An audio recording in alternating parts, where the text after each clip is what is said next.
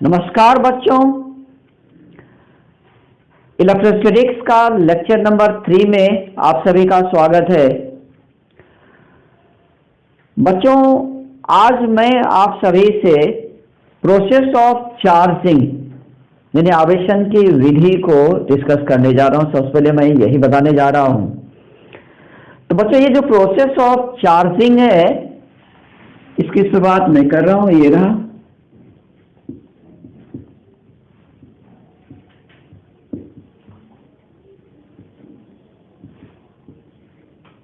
हिंदी में इसे कहते हैं आवेशन की विधि।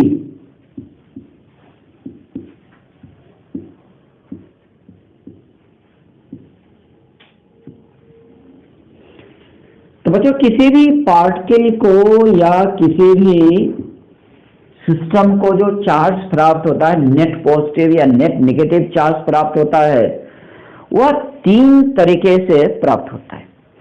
इसमें से जो पहला तरीका है बच्चों, वह है चार्जिंग बाय फ्रिक्शन।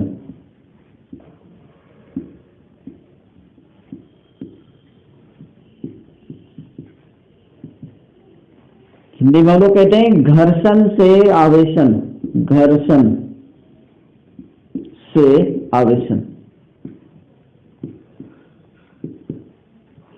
दूसरा जो प्रोसेस है बच्चों, वह है चार्जिंग बाय कंडक्शन।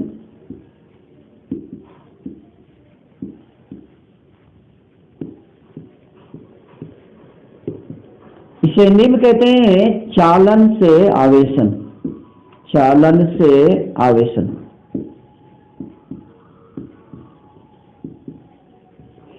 और जो तीसरा प्रोसेस बच्चों, ये है charging by induction, charging by induction. प्रेरण से आवेशन।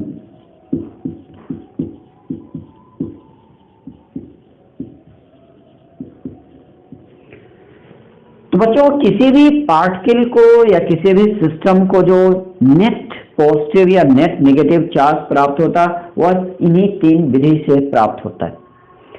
अब इसमें से सबसे पहले मैं आपके साथ डिस्कस करने जा रहा हूं घर्षण के द्वारा आवेशन। इसे मैं डिस्कस कर लेता हूं। पहले आपको इसे मैं समझा देता हूं, फिर मैं आगे बढ़ूंगा। तो बच्चों, ये जो घर्षण के द्वारा आवेशन होता है, ये 2 अलग अलग मटेरियल के बॉडी के बीच में होता है। जैसे मान लीजिए कि एक मटेरियल बॉडी है, कांच का बॉडी है। दूसरा जो है कांच, जिसे हम लोग ग्लास कहते हैं, इंग्लिश में ग्लास कहते हैं। दूसरा मान लीजिए कि अंबर है, अंबर, ये भी एक पदार्थ है। यदि ग्लास रड को अंबर के साथ घर्षण कराया जाता है, तो उस कंडीशन में ग्लास रड पर पॉजिटिव चार्ज आ जाता है और अंबर पर नेगेटिव चार्ज आ जाता है। इसी प्रकार से यदि ग्लास रड को बिल्ली की खाल के साथ घर्षण करा जाता है, तो ग्लास रड पर नेगेटिव चार्ज आता है और बिल्ली की खाल पर पॉजिटिव चार्ज आता है। तो बच्चों, ये जो ग्लास रड है, अगर इसको बिल्ली की खाल से घर्षण कराते हैं तो इस पर नेगेटिव आ रहा है, और इसी ग्लास रड को अंबर से घर्षण कराते हैं तो उस पर पॉजिटिव चार्ज आता है। अब हमें यह भी जानना जरूरी है कि कब पॉजिटिव चार्ज आएगा एक मटेरियल बॉडी पर और कब नेगेटिव चार्ज आएगा, यह भी जानना बहुत जरूरी है। मैं सब कुछ आपको 1 बाय 1 एक एक करके बताने जा रहा हूं। बच्चों, कुछ प्रयोग हैं, कुछ इस प्रकार के क्रिया है जिसे आप अपने घर में कर सकते हो, और घर में एक्सपेरिमेंट करके आप समझ सकते हो कि आखिर ये जो घर्षण विधि है, फ्रिक्शनल इलेक्ट्रिसिटी है, वह कैसे होता है। मैं आपको बताता हूं। आप अपने बाल में शैम्पू करो। शैम्पू करने के बाद आप उसको ड्राई कर लो, पूरी तरह से आप बाल को सुखा लो। बाल आपका पूरी तरह से सूख जाना चाहिए, और एक साफ कंघी ले लो। आप साफ, बिल्कुल साफ होना चाहिए, उसमें मिट्टी लगा हुआ नहीं होना चाहिए। अब उस कंघी को आप सूखा बाल में करो, और फिर कागज के छोटे छोटे टुकड़े के नजदीक आप ले जाओगे, तो कागज का जो छोटा छोटा टुकड़ा है बच्चों, वह उस कंघी के साथ चिपक जाता है। अब इसे तो आप घर में कर ही सकते हो, और मेरा तो मन आप करके देखो, जरूर करो, और करने से आपको घर्षण विधि और अच्छी तरह से समझ में आएगा। तो मैं अपेक्षा करता आप जरूर करोगे। तो बच्चों आखिर हुआ क्या, इस घटना में क्या होता है? आखिर जब हम कंघी को सूखा बाल में लगाते हैं तो उससे दोनों के बीच में फ्रिक्शन होता है, घर्षण होता है, और उस घर्षण होने के कारण से जो दोनों की लेयर है, दोनों की जो सतह है जिसके बीच में घर्षण होता है वह गर्म हो जाता है। अब सोचिए आखिर गर्म क्यों होता? तो बच्चों आप अच्छी तरह से जानते हो ना कि ये जो घर्षण है, ये जो फ्रिक्शन है, यह एक नॉन मैकेनिकल फोर्स है, और नॉन मैकेनिकल फोर्स के द्वारा जब वर्क होता है तो वहां पर मैकेनिकल एनर्जी का लॉस होता है, और जो लॉस इन मैकेनिकल एनर्जी है यानी कि आंतरिक ऊर्जा में जो हानि होता है ना बच्चों, वह उष्मा ऊर्जा में बदल जाता है। तो जैसे मान लीजिए ग्लास रड है और ये रेजिन है, मैं दोनों के बीच में घर्षण कराता हूं तो दोनों के पृष्ठ जो है वो गर्म हो जाते हैं, और गर्म होने का कारण से दो अलग अलग मटेरियल जो है उनका जो इलेक्ट्रोकेमिकल पोटेंशियल है यानी विद्युत रासायनिक विभव जो है वो अलग अलग होता है।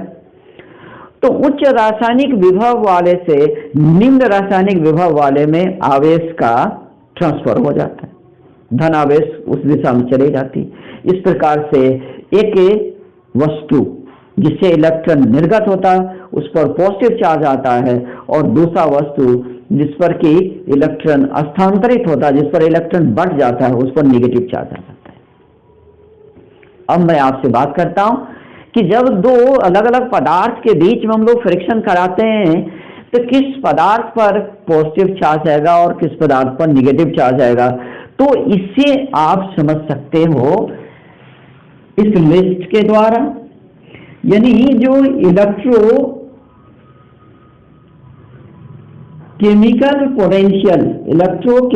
पोटेंशियल यानी विद्युत रासायनिक विभव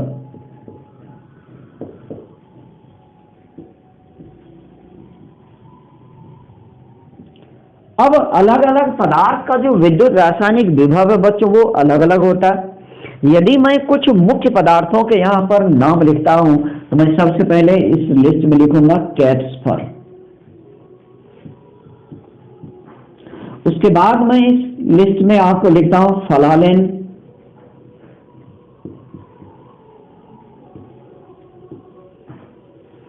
उसके बाद मैं इस लिस्ट में लिख रहा हूं ग्लास, उसके बाद मैं इस लिस्ट में लाता हूं ह्यूमन बॉडी को, मानव शरीर, उसके बाद मैं इस लिस्ट में आपको ले रहा हूं रेजिन, इसके नीचे मैं ले लेता हूं इबोनाइट,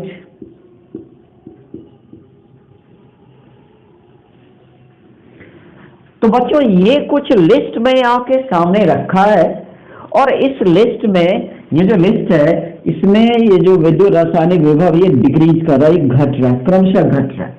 इसका मतलब सबसे ज्यादा विद्युत रासायनिक विभव क्या फर्क है, उससे कम, उससे कम, उससे कम, उससे कम और उससे कम, यानी यहाँ पर विद्युत रासायनिक विभव जो है ये घट रहा है।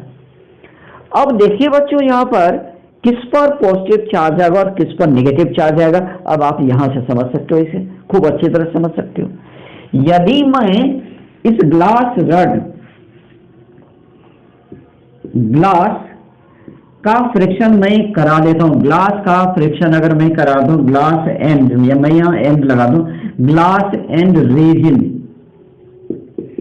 इस दोनों के बीच में मैं फ्रिक्शन कराता हूं, तो बच्चों इस दोनों में मुझे यह देखना है कि कौन सा पदार्थ इस लिस्ट में पहले आया है, ग्लास आया पहले या रेजिन आया है।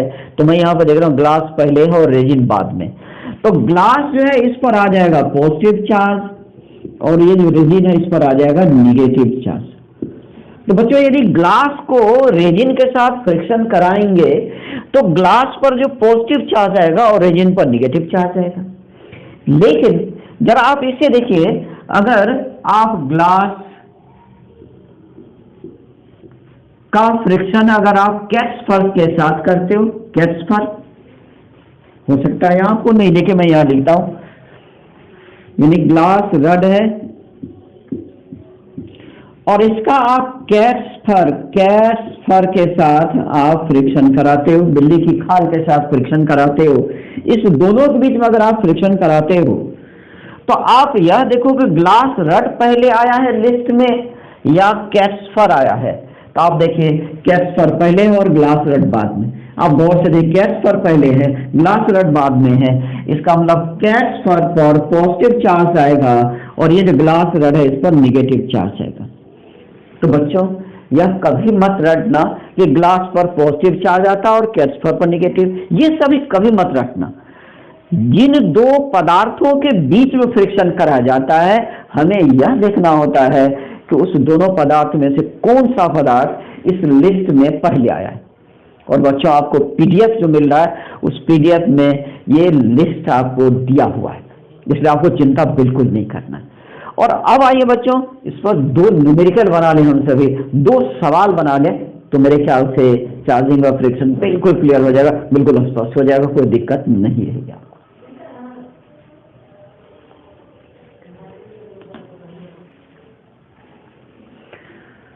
बच्चों यहाँ पर आप देख सकते हो दो क्वेश्चंस, दो न्यूमेरिकल्स आपके सामने लिखे हुए हैं। पहला जो है उसमें यह कह रहा है कि जब एक ग्लास रड को रेजिन के साथ घर्षण कराया जाता है तब उनके बीच 2.5 गुना 10⁻20 इलेक्ट्रॉन्स का स्थानांतरण होता है। ग्लास रड पर आवेश का मान होगा। तो बच्चों यहाँ पर सबसे पहले तो आप ये देखो कि आवेश Q बराबर क्या होता है। तो मैंने आपको बताया था प्रिंसिपल ऑफ क्वांटाइजेशन, क्वांटीकरण का सिद्धांत मैंने आपको बता दिया है। तो क्वांटीकरण का सिद्धांत बताता है कि ये चार्ज जो होता है Q ये होता है प्लस में या माइनस में Ne के बराबर होता है। ये चार्ज प्लस भी हो सकता है और माइनस भी हो सकता है। बच्चों अब मुझे यह देखना है कि ग्लास रड का फ्रिक्शन रेजिन के साथ कराते हैं और मुझे ग्लास रड पर चार्ज चाहिए, तो यह पॉजिटिव होगा या नेगेटिव होगा, पहले आप इसको देख लो। तो यदि ग्लास रड यानी ग्लास रड जो है और रेजिन, तो बच्चों ग्लास रड और फिर रेजिन इस दोनों पदार्थ में अगर देखेंगे तो ग्लास रड पहले आता है इलेक्ट्रोकेमिकल पोटेंशियल के सीरीज में, इसलिए ग्लास रड पर पॉजिटिव चार्ज आएगा। तो यहाँ पर मैं लिख देगा प्लस, और n का वैल्यू आप यहां से ले लो।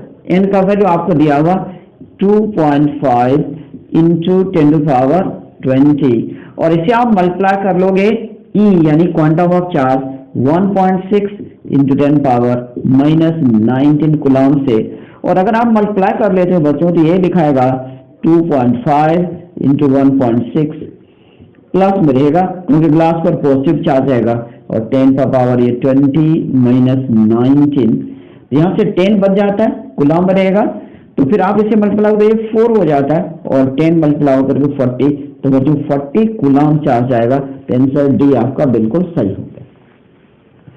अब आप देखें इस क्वेश्चन को देखें, इस क्वेश्चन में कह रहा है कि जब एक ग्लास रड को कैट्स फर के साथ घर्षण कराया जाता है तब उनके बीच 1.25 गुणे 10⁻20 इलेक्ट्रॉन्स का स्थानांतरण होता है।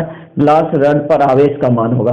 तो बच्चों अब जो पदार्थ है वह है ग्लास रड और फिर कैट्स फर। तो बच्चों इसमें इस दोनों का जो लिस्ट है, ये जो ग्लास रड है और कैट्स फर है, इस दोनों के बीच में कैट्स फर सीरीज में पहले आता है।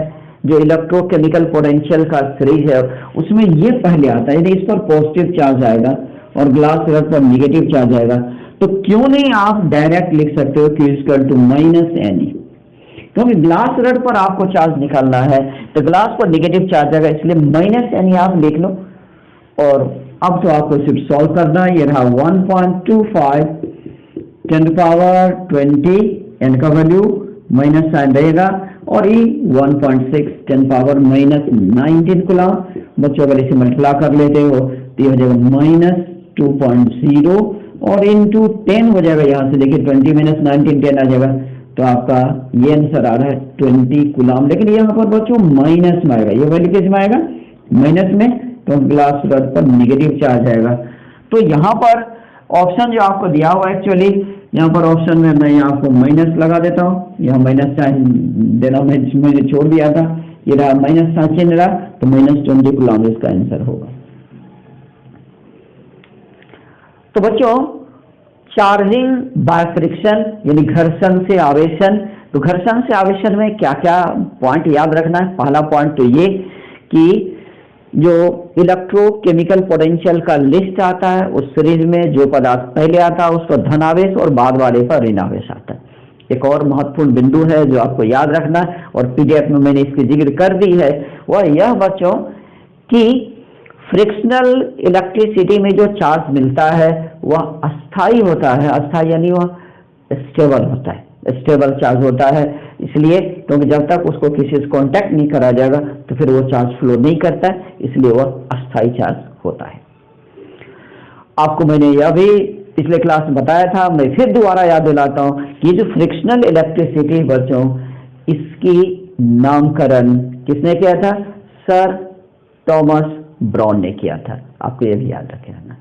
आइए आगे मैं आपसे जिक्र करने जा रहा हूं आवेशन चालन के द्वारा।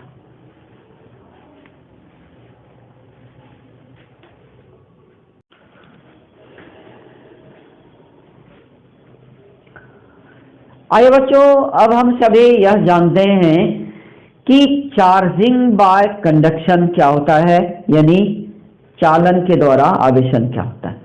तो बच्चों मान लीजिए कि ये एक कंडक्टर है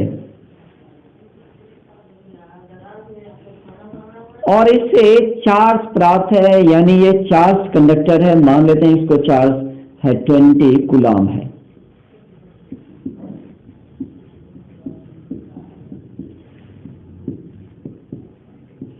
ये रहा कंडक्टर ए और ये रहा एक दूसरा कंडक्टर और ये है कंडक्टर बी है बच्चों। इस पर जो इनिशियली चार्ज है वो 0 कूलम्ब है, इसको इनिशियल चार्ज है 0 कूलम्ब। अब यदि बच्चों ऐसा किया जाए कि ये जो कंडक्टर ए है, ये जो कंडक्टर ए है, इस कंडक्टर ए के संपर्क में कंडक्टर बी को ला करके रख दिया जाए, दोनों को कांटेक्ट करा दिया जाए, तो बच्चों होगा क्या? तो इस पर जो 20 कूलम्ब है चार्ज बच्चों, इसको 0 कूलम्ब। तो इनिशियल इसके पास इलेक्ट्रिक पोटेंशियल है और इसका इलेक्ट्रिक पोटेंशियल 0 है, यानी इसका विद्युत विभव 0 है, इसका विद्युत विभव नॉन 0 है। तो नियम बताता है कि उच्च विभव से निम्न विभव यानी हाई पोटेंशियल से लो पोटेंशियल की डायरेक्शन में चार्ज का फ्लो होगा। यानी चार्ज जो है इस ए से बी के डायरेक्शन में फ्लो करता है, यानी इस डायरेक्शन में चार्ज का फ्लो होगा, चार्ज फ्लो करेगा। फ्लो मतलब प्रवाह, यानी चार्ज इस डायरेक्शन में प्रवाहित होगा। और इसके बीच में यानी ए से चार्ज बी में आएगा। चलिए मान लेते हैं कि ए पर जो चार्ज है ये 12 कूलम्ब बसता है, तो बच्चों यहाँ बी पर क्या हो जाएगा? इस पर हो जाएगा 8 कूलम्ब। इसीलिए क्योंकि किसी भी आइसोलेटेड सिस्टम का जो टोटल चार्ज होता है बच्चों वो हमेशा बराबर रहता है।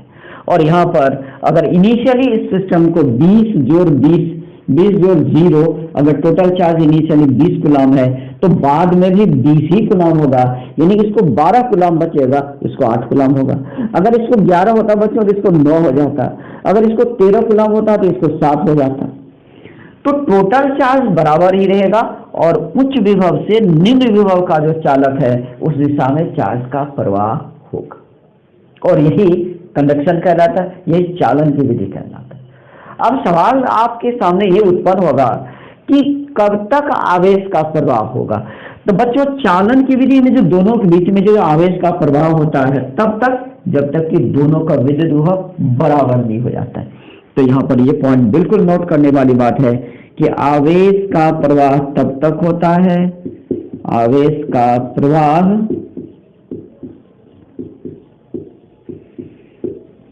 तब तक होता है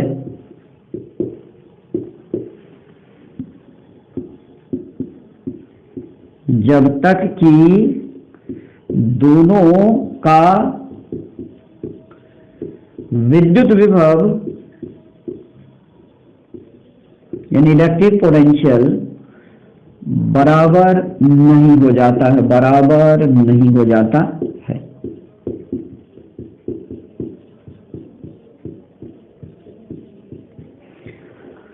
तो बच्चों चालन में मुझे क्या याद रखना है कि आवेश एक अनावेशित चालक को अगर आवेशित चालक के संपर्क में ला जाता है तब फिर उन दोनों के बीच में आवेश का प्रवाह तब तक होता है जब तक कि दोनों का विभव बराबर नहीं हो जाता है, और फिर टोटल आवेश जो होगा वो संरक्षित होगा, ये भी याद रखना है। अब आइए बच्चों एक और इम्पोर्टेंट बहुत ही इम्पोर्टेंट पॉइंट जिसका कि सवाल बनाने में उपयोग होता है वो ये देखिए बच्चों, जब दो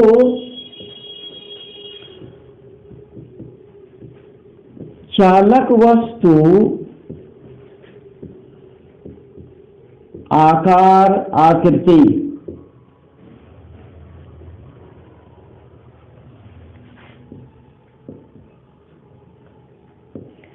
एवं प्रकृति में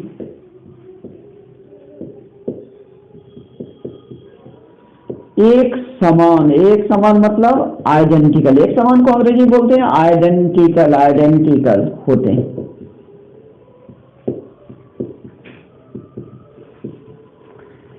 तब अंत में दोनों पर आवेश बराबर बराबर रहता है।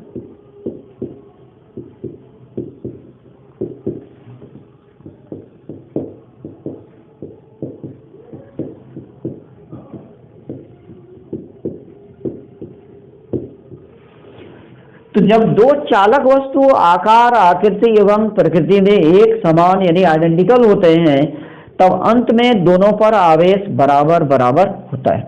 अब इसे देखिए बच्चों, जैसे मान लीजिए कि ये देखिए आप, ये है चालक ए, इस पर मान लीजिए कि इस पर 24 कूलाम का आवेश है,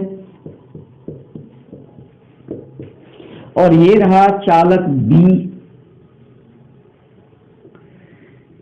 इस पर मान लेते हैं कि 4 कूलाम का आवेश है प्रारंभ में, और दोनों जो चालक है बच्चों, ये जो चालक ए है और चालक बी है, दोनों एक ही पदार्थ का है, यानी अगर ये आयरन है तो यह भी आयरन है, यह गोलीय है तो यह भी गोलीय है, जितना बड़ा त्रिज्या इसका है उतना बड़ा त्रिज्या इसका। इसका मतलब दोनों चालक जो है एक ही आकार आकृति एवं प्रकृति के। अब यदि दोनों को संपर्क करा दिया जाए, यानी ये जो चालक ए है बच्चों, ये जो चालक ए है और ये जो चालक बी है, इन दोनों को संपर्क करा दिया जाए, इन दोनों को संपर्क करा दिया जाए तो बच्चों टोटल चार्ज जो है वो दोनों पर बराबर बराबर बच जाएगा। अब यहाँ पर टोटल चार्ज कितना, आप ये देखो 24 कूलाम जो 4 कूलाम यानी 24 + 4 28 कूलाम टोटल चार्ज है। तो 28 को 2 बराबर भाग में बांट दो, 14 होगा ना, यानी इस पर अंत में हो जाएगा 14 कूलाम और इस पर भी हो जाएगा 14 कूलाम बच्चों। क्यों बराबर बराबर बटा? क्योंकि दोनों समझिए सहोदर भाई है, और दो सहोदर भाई है तो कुल संपत्ति जो होता है वो तो बराबर बराबर बढ़ता है ना, बिल्कुल वही बात है। क्योंकि दोनों का आकार आकृति प्रकृति सब एक समान है, तो जैसे कि 2 भाई होता है, दोनों बराबर बराबर हिस्सेदारी बढ़ जाता है कुल धन का, तो उसी तरह से यहाँ पर कुल आवेश का बराबर बराबर बंटवारा होगा, यानी 24 और 4 28 को बराबर बराबर बांटिए तो 14 कूलाम और 14 कूलाम यहाँ पर बच जाएगा। और यदि ऐसा नहीं हो, 2 चालक की आकार आकृति बराबर नहीं होगा, तब उस कंडीशन में अंत में जो चार्ज बढ़ता है वह दोनों की कैपेसिटेंस यानी धारिता के अनुपात में बढ़ता है।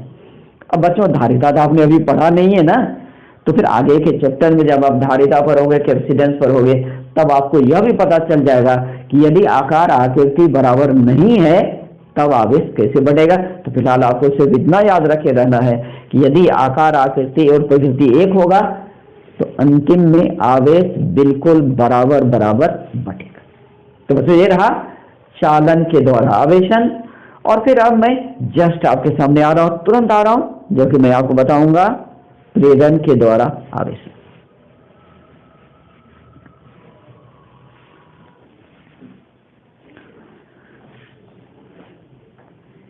प्रेरण से आवेशन बच्चों, अब हम सभी को यह जानना है कि ये विद्युत स्थैतिक प्रेरण क्या होता है।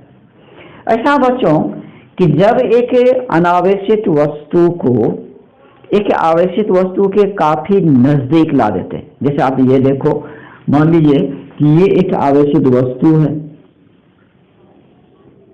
इसे चार्ज प्लस क्यू है,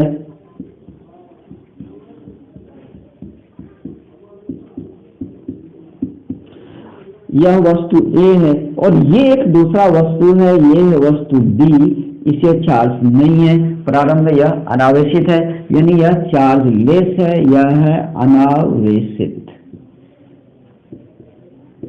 चार्ज लेस है, अनचार्ज इसको कह सकते हैं, अनचार्ज। और ये जो है ये आवेशित यानी चार्ज, ये है आवेशित यानी चार्ज है, चार्ज। तो यदि इस B को हम A के अत्यंत नजदीक लाते हैं, जैसे ये देखिए ये रहा A, अब देखिए अब क्या कर रहे हैं, इस पर चार्ज प्लस क्यू है,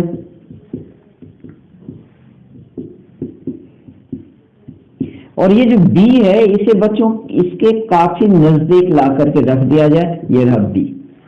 तो होता क्या है, ये जो आवेशित वस्तु है इसके काफी नजदीक जब B को ला कर रखते हैं तो B का जो दो विपरीत सिरा, एक सिरा ये और दूसरा सिरा ये जो दो विपरीत सिरा है इस पर बराबर और विपरीत प्रकृति के और अस्थायी आवेश आ जाते हैं, यानी इक्वल और अपोजिट नेचर के अनस्टेबल चार्ज आ जाते हैं।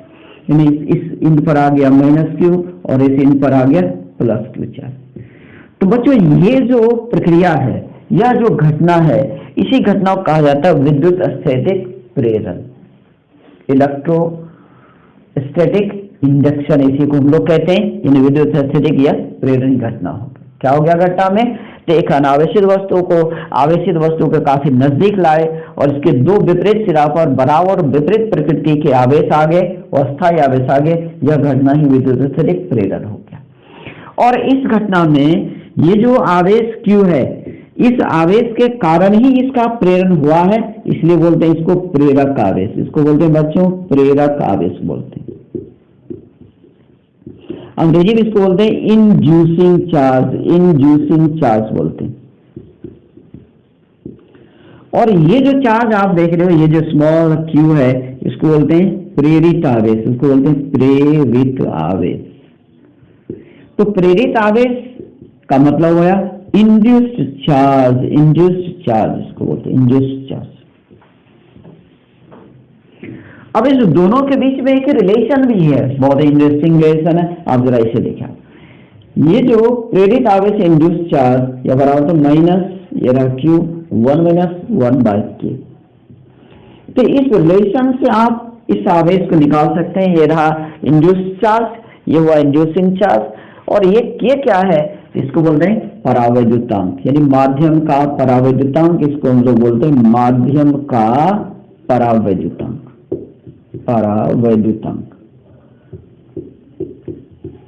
इंग्लिश में इसको बोलते हैं dielectric constant of medium, dielectric constant of medium.